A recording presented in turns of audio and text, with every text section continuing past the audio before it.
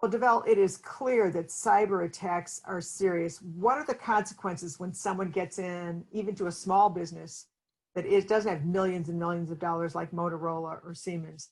What are the consequences when that happens? What do they look for? What do the hackers look for? Ah, well, the number of different things.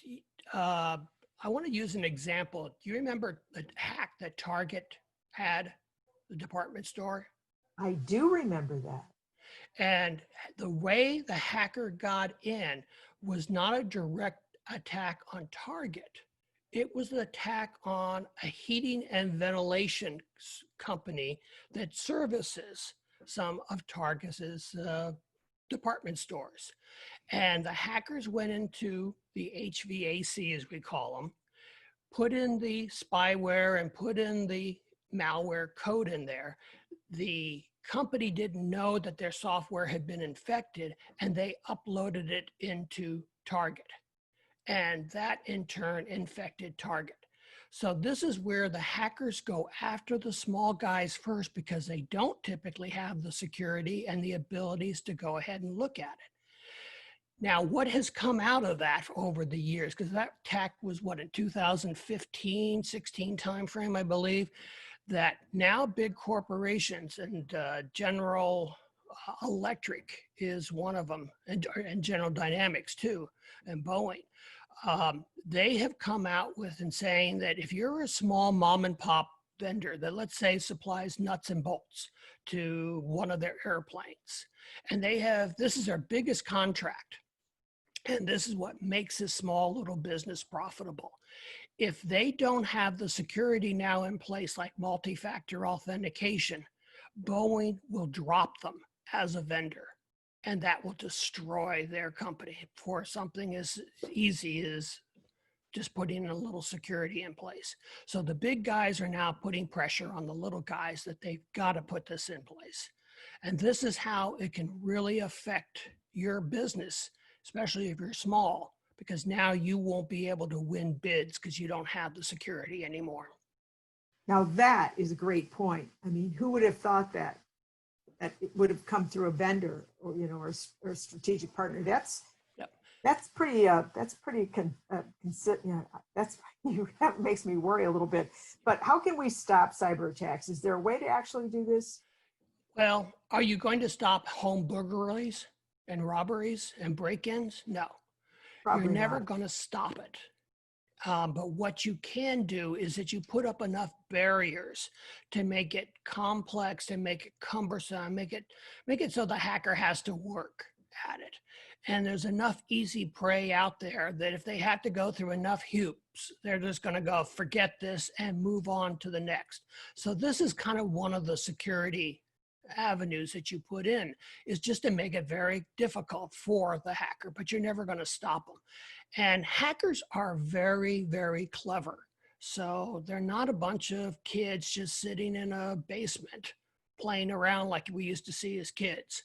These are sophisticated people, and they're very clever in the way they look at a problem and figure out ways around it. Well, that makes really good sense. If you make it difficult, just like if you have an alarm system on your house, the one who doesn't have the alarm is easier. Yes. But I have a question for you. So they break in, they get information. Do they sell it? Do they manipulate it? I mean, what happens? All the above. Some of it you can go onto the dark web and you can buy credit card numbers of different people because of the credit numbers that they have stolen. There are people who are going after government funds, Social Security, welfare check, things like that, by using your identity. They're stealing people's identities to go into the hospital to get medical procedures done. But what happens is that the medical procedure is then recorded in that person's files. So when you actually go in, or the person who actually is that identity, they'll say, oh, you had your kidney removed. Okay, well, let's go and do something else here instead, and not realize that that wasn't you. And the doctor could actually end up killing you because they've got the wrong information in your health records.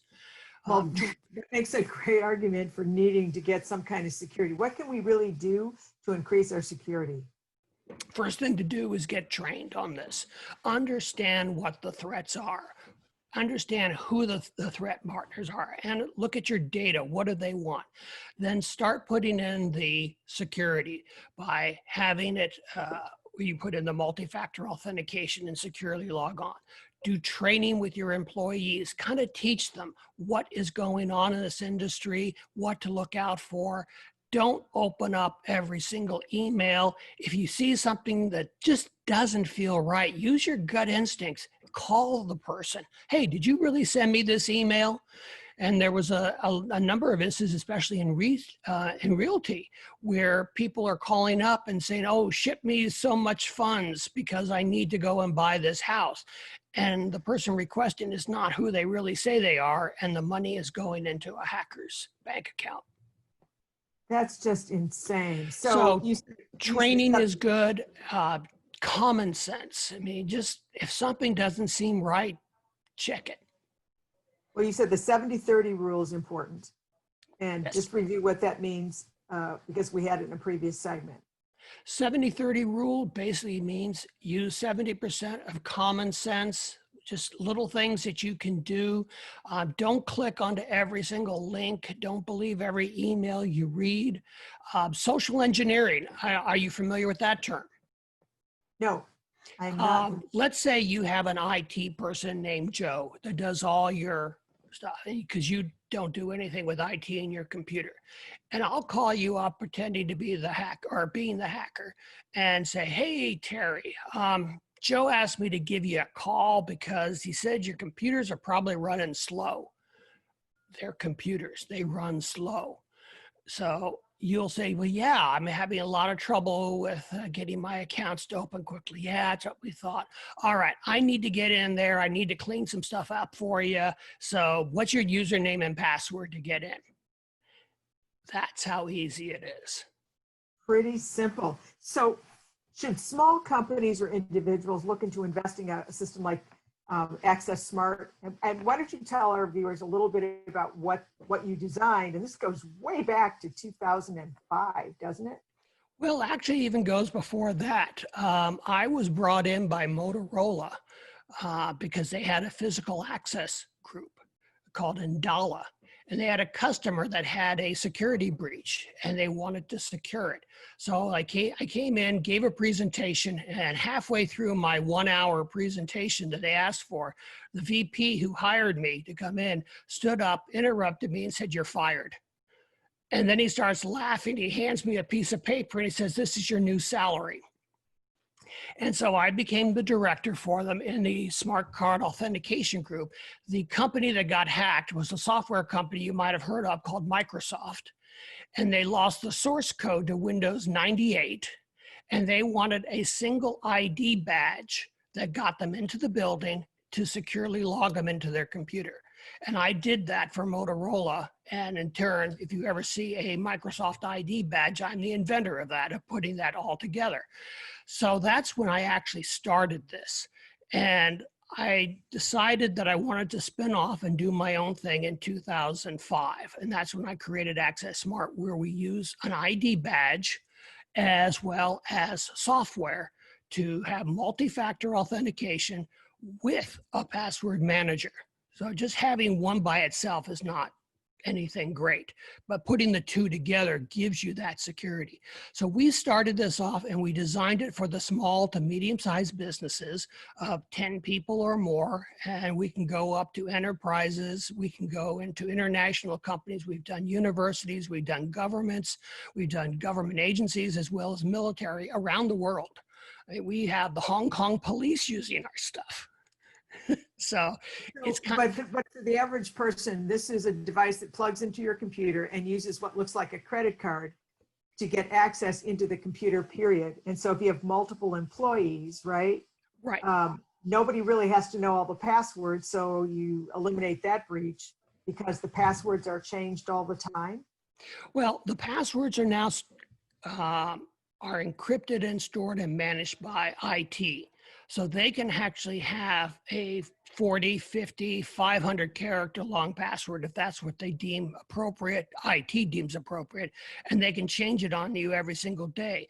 But you as the user, you have your card, which is something you have. You drop that into the reader that's plugged into the computer, the USB port typically.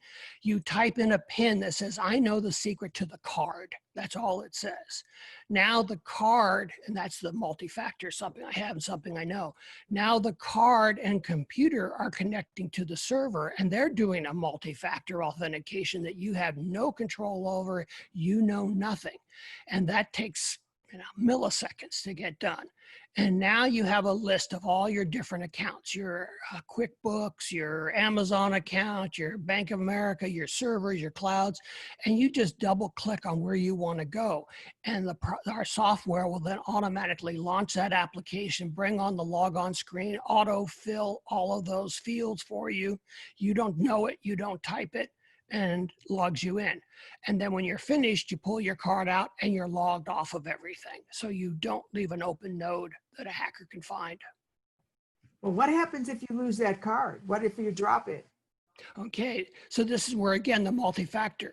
If you drop it, what are the odds that somebody is going to know the PIN to get into that card? Very, very remote, unless it's like an ATM card. I mean, you wouldn't write your PIN on your ATM card.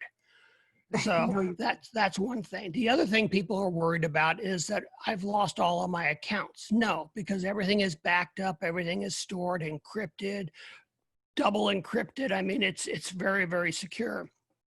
So you just get another card, the license is transferred over. You don't have to buy another license, and you replicate your card. It takes about 5 seconds to do it.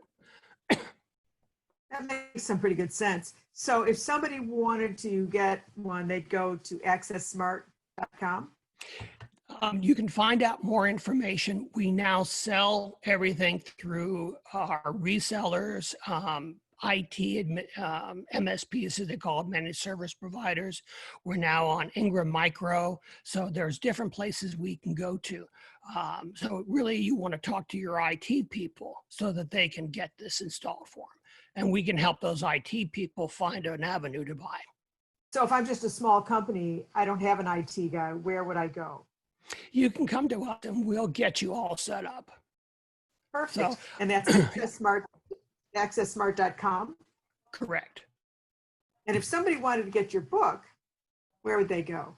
That's available on Amazon as well as some other digital outlets, but most people go to Amazon, and we have it as a hardcover book or as a Kindle.